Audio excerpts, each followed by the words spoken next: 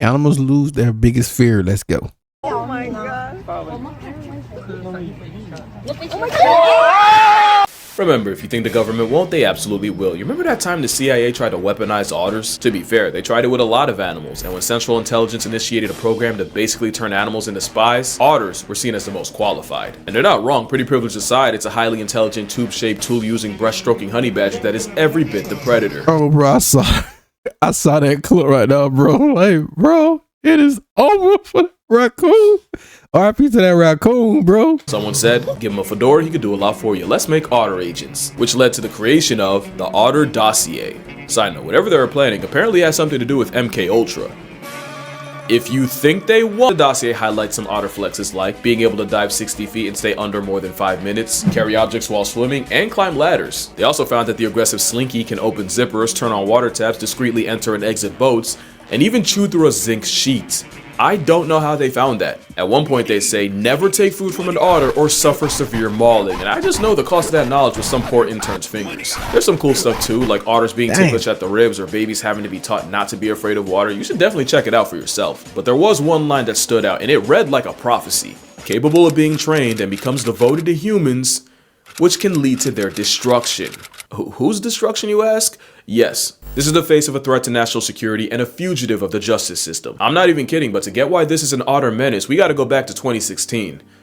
It's always 2016. A young female otter was found abandoned and orphaned and was rescued and rehabilitated by Monterey Bay Aquarium, and in 2017, Otter 723 was released back into the wilds of Santa Cruz. Researchers then got reports of a rogue otter swimming up to boats and kayaks, and sure enough, yeah, it was Lady 723. Apparently she'd been getting fish and squid handouts from local animal lovers, not realizing that being friendly with humans now meant the freeloading seafarer would never be fit for the wild, and she was captured and deemed unreleasable. But not before they realized 723 was getting attention from more than just people, cuz she was pregnant, and they weren't about to make the same mistake with her daughter, and would often wear masks and ponchos, you know, looking like they just raided Darth Vader's closet, all to make certain that she wouldn't get attached to humans. She got attached to humans. And a year after Daughter 841 was released, Monterey Bay started getting calls of a surfboard jacking otter. That's right, the same otter they tried so hard to keep away from humans was now going up to humans, and when I say board jacking, it's exactly what it sounds like, and before you think she's playing, that's not a bite of play, that's a bite of purpose. Remember the zinc sheet. So after multiple calls of people sacrificing their boards to this water weasel, officials decided to capture her, but fun fact, an animal recruiter for the CIA is harder to catch than a cold in the Kalahari. They tried to relocate her for months, but every time outlaw otter slipped away. She was on the run and swim, but she would have one more plot twist for everyone. Because after being MIA for a minute, 841 was spotted again, but this time with a pup. And because of that, officials gave up on trying to catch her and instead just tried to monitor the mother. Meaning, the board beef has been renewed for at least another generation. Jokes aside, this is a problem because you know the second she bites someone, 841's becoming a forever 404. And otter jaws are built to humble clams and sea urchins, so it probably wouldn't feel good to get clamped by one. Or 8. Last September, a woman was jogging through Tanjung Aru Park in Sabah, Malaysia, when she was jumped by a pack of river otters. Keep in mind, these are the same assault sausages that can game over a gator. Maria Sela Harun was mauled for 10 minutes straight in what was the park's first known otter attack, and she was taken to the hospital with wounds, cuts, and like a certain CIA agent, a lifelong distrust of otters. The director of wildlife said that the otters had always been around and were never known to be aggressive, but he also said something interesting that I almost missed, that this sudden switch up could be caused by the ill-intentioned goodwill of people. But that was all the way in Malaysia. You don't really have to worry about that over here. The same month, a river otter mauled a child and even dragged him underwater, except this time, it was in Seattle. Now, not to victim blame, but if there's infinite realities, then there's at least one where little Timmy had it coming. Who's to say these stories aren't just media plants from anti-otter propaganda? Maybe the otter's not being fairly represented. I'm not trying to spread misinformation, that'd be an otter travesty, which is why I'm working with Ground News. Ground News is an app and website created by a former NASA. On conclusion, yeah, all things you wouldn't think of as political and for livestock attacks was reported by 22 news outlets, with most of the reporting coming from the wouldn't think of as political are somehow political, like wolves. Wolves are highly political animals, not just Blitzer. Obviously because of the whole wolf rancher beef. Well, here you can see that Colorado's looking to relocate a wolf pack blamed for livestock attacks was reported by 22 news outlets, with most of the reporting coming from the left. The left headlines seem to focus on current efforts to recapture the wolves, while the right headlines explicitly mention it's because these wolves were killing livestock. Ground News basically forces you to break out of your echo chamber and see the whole story. In fact, there's even a blind spot feature to read up on any stories one side might not have covered. Like if you only read right, you might miss that Denmark's converting 15% of farmland into forests. They're also taxing farting cows and pigs.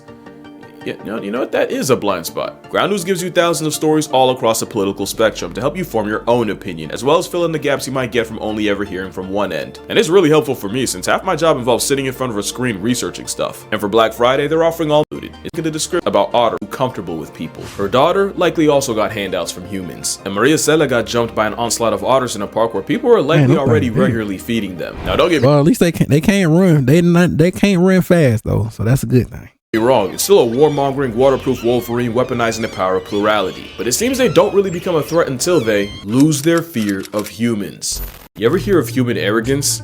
Probably not, because I just made it up. Human arrogance is walking in a forest scared, whole time the forest is scared because you're in it walking. The whole they're more afraid of you than you are of them, that's real, and it's scientifically proven. Some mother bears will purposely raise their kids closer to humans, knowing the best male bear repellent is proximity to people. Jacob and Tibu were 2 lions that made a record-breaking 1-mile swim through croc and hippo-filled waters. I actually talked about it in the last video. What I didn't tell you was they both could have taken the much easier land bridge across, but that would have involved coming into contact with humans, and apparently they'd rather run the aquatic gauntlet in the dark than risk a run-in with a bipedal pale ape. But, you know, speaking of lions, it's scientifically proven that animals are more terrified of us than a literal 400-pound maned population control. In an experiment led by Professor Leanna Zanette, scientists planted hidden camera speakers near watering holes that would automatically get triggered every time an animal got close. Basically, they'd be recording different animals' reactions to the sound of lions versus people speaking the local tongue. And with lions preferring to ambush prey near watering holes, you'd expect a growl to send any creature running for the hills. Instead, 95% of the animals recorded were more afraid of the sound of humans than a stalking lion. Animals that included giraffes, impala, kudu, leopards, and even chronic lion Chutoy the hyena packed it up faster when they heard humans. The only animal that didn't was the literal biggest one alive with toenails. Even during dry season, animals typically evacuated 40% faster hearing humans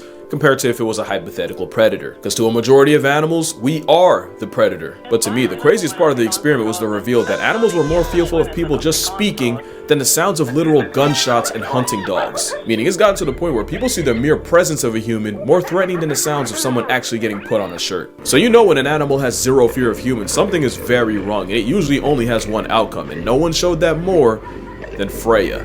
Freya was actually a walrus, famous for appearing in Oslo Fjord, Norway, several hundred miles south of where you'd expect a giant Arctic blubber ball. She was the first walrus in the Netherlands in 23 years, and pictures would go viral of her lounging on and sometimes sinking boats. And with her being friendly enough to approach people, the walrus would become a national and then international figure and was given her name. But you already know we can't have nice things. Freya didn't fear humans, and unfortunately the feeling was mutual, with crowds of people getting way too close to her, people trying to swim with her, and even at some point pelting stuff at her. Officials tried warning the public of, the health risks of playing with a 1,300-pound ship-retiring tusk seal, but even after Freya literally chased a woman into water, of course nobody listened. Officials were banking on Freya leaving on her own, but she didn't, and neither did her crowd. In fact, it only got worse. So the night of August 12, 2022, 4 government officials patrolled the marina with a rifle, and by sunrise, Freya was, Now the situation's a lot more complicated than I just made it sound, so I do recommend checking out Kay Passionate's video on the matter. She's a friend of the channel, she actually works with walruses, and I feel like she's a little more qualified than, internet backwards hat guy. But if you're asking what I think, man, look, I want to see both sides, and I kind of do. Airdropping an aquatic animal, especially one the weight of a buffalo, especially when tranquilizing isn't even an option, is a lot harder than you think. There's a good chance to stress with a flatline Freya anyway. It would only take her bumping into a child once to turn both into a hashtag. But if you're really asking me, I don't think euthanasia should have been on the table. Anything would have been better. Like, worst comes to worst, hot take, if someone actively chooses to cozy up to a 1,000-pound half-evolved snow hippo and gets past tense in the process, you really can only charge it to Darwin. And I don't know if it's a sea puppy thing gone too far, but I do not know when people decided to stop taking seals and sea lions seriously. It's basically a rebranded beach bear. It really is like we went back to 2016 and Harambe'd ourselves all over again. And for being named after a Norse goddess, Freya got done nasty for a walrus whose only crime was trusting people. And now, all that's left of her is a statue named, fittingly, For Our Sins. So yeah, you probably couldn't tell, but the Freya stuff pissed me off, especially since I swear we're about to do it again. Neil is a southern elephant seal that went viral for being an adorable menace to the people of Hobart, Tasmania. Neil's lore is his mom likely got lost, and instead of having him on Macquarie Island with a colony of other seals, instead he spawned nearly 1,000 miles away on the Tasman Peninsula. 2 big problems: 1, this meant Neil would be hardwired to return to the same beach on Salem Bay, and 2, with a distinct lack of other seals, Neil would interact with anything that moved, including people, dogs, and even cars, which meant Neil had absolutely zero fear of people. One woman even had to call out of work after Neil fell asleep in front of her car and literally sealed her in her own house. Bro, just chilling. And with southern elephant seals maxing out at nearly 20 feet long and over 8,000 But imagine if Pokemon was for real, bro. Woof. pounds, it's one of those things that's going to be yeah, boy, that right now just crazy. Real cute until it isn't. And like clockwork, there's already reports of children harassing Neil, as well as people violating his space for selfies. It's gotten to the point where officials are begging the public to leave him alone, to not post him or share his whereabouts, basically gatekeeping the seal, and some of that might be on me. I literally talked about Neil earlier this year in a video with millions of views putting his name out. Now, dang, bro, why you had to do him like that, bro? Why, bro? Oh, man. There's a chance Neil gets loved to death by the same people he trusted. So yeah, losing the fear of people could be a death sentence for an animal, but for some species, it got them erased. The Caribbean monk seal went extinct in the 50s after being hunted into oblivion, and their biggest downfall was their distinct lack of fear and curiosity towards people. Columbus even noted how weirdly chill they were, and for that, they got slaughtered. The dodo is a plus-size pigeon that passed. Bro, I love these things right here, bro. I call them doo-doo birds. They dodo birds. I want to see one of these things, bro. I remember seeing one of these things like real young. Real young. That also got decimated by sailors, because evolving on an island with no predators meant they had no concept of self-defense. They were cooked. The great auk, which isn't a penguin, also famously had no fear of humans, and after going from 6 million in numbers to nothing in about 300 something years, yeah, we gave them every reason to. There was even an account of 2 ships murking 1,000 auks in only half an hour. And believe it or not, it's still happening. The harpy eagle's a popular target for poachers. Yeah, them things right there. Some people on how it look, bro. Since they'll often just sit on a perch and let them approach. Also, being big enough to be confused for a fursona means some people will just shoot it out of curiosity. So yeah, animals need to be afraid of humans. But what can you do about that? Well,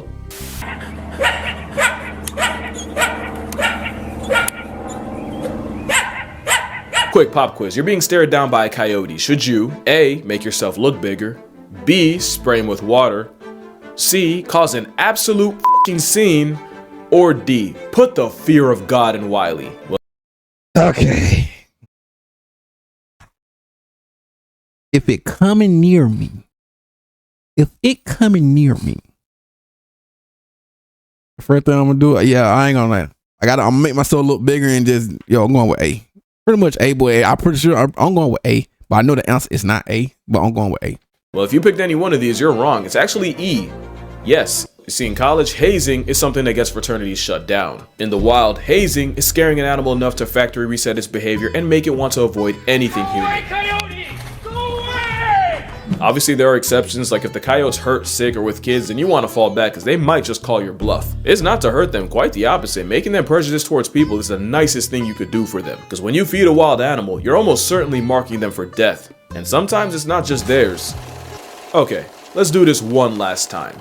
Baboons in Cape Town have gotten bold enough to mug women and children, break into houses, and even commit carjackings. And the most likely reason was tourists kept feeding baboons until not only they became habituated with people, after associating humans with food, they started demanding it. And like with 841, this is the other side of forgetting the fear of humans, and baboons might not even be the worst offenders. Macaques in India have been living alongside humans for centuries, and not only do they get the benefit of easy food, the monkeys are also revered in Hinduism. But then you had the same issue of expectations leading to aggression, except the monkeys took it a step further. These monkeys are master pickpockets that are smart enough to recognize items of value, snatch them, and then use them as ransom, and negotiating food is the only way you get your stuff back. The smart That's some smart stuff right now, though, bro. That's smart though, bro. That is so smart and clever, bro. Like, nah, bro, trade for trade. This ones will even give your stuff back one at a time just to maximize profit. But brute force works too. In 2007, the mayor of Delhi was attacked by a group of monkeys and pushed off his terrace to his death. Ironically, the only thing the macaques are afraid of is an even bigger monkey called a langur, and since owning them as pets is illegal, yep, your eyes are correct. Delhi's parliament actually hired men to cosplay as giant marauding monkeys to scare the real monkeys straight. So yeah, I'll die on the hill that feeding wild animals is killing them softly, and I would know, because I did it once. When I was 10, I started feeding squirrels at a local park, and there was one in particular that really appreciated it, to the point where he'd come up. Nah, bro, I remember one squirrel. It was a squirrel chasing me, bro. Lucky I had speed. Lucky I had the speed. To me, even when I was empty-handed. I either named him Tyler or Tyrone, I genuinely don't remember. Well, one day Ty just would not stop following me, no matter where or how far I went. This rodent panhandler was on me like a homing pigeon. It was to the point where he was following me all the way home, and I wasn't allowed to have pets, and I damn sure wasn't allowed to bring pretty privilege. I do. I took a nut, launched it, it bounced off a reservoir. I live next to a reservoir, by the way. It landed in the street, my guy Ty followed, and as you can guess, the story ended with one less squirrel. I was not okay for a while. And don't worry, I get my karma later in life when I got jumped by a pack of squirrels in the middle of New York for half a peanut butter sandwich. And yes, every word of that was true. Like an idiot, I fed 1, 1 turned to 2, 2 became 6, 6 spawned 12, and that is unironically the most I've ever been afraid They of. said they're gonna have to get it back in blood. 12. So what's the moral here? What can be killed with hate can also be smothered by love, that animals are best appreciated from a distance, that the CIA created weapons of utter destruction. Nah. How about leave these seals the f alone? But yeah, that's gonna do it for this video. Drink water, hug your mother, touch grass, call your brother. If something happens to Neil, I'ma really show y'all a crash out. And I'ma see y'all in the next one.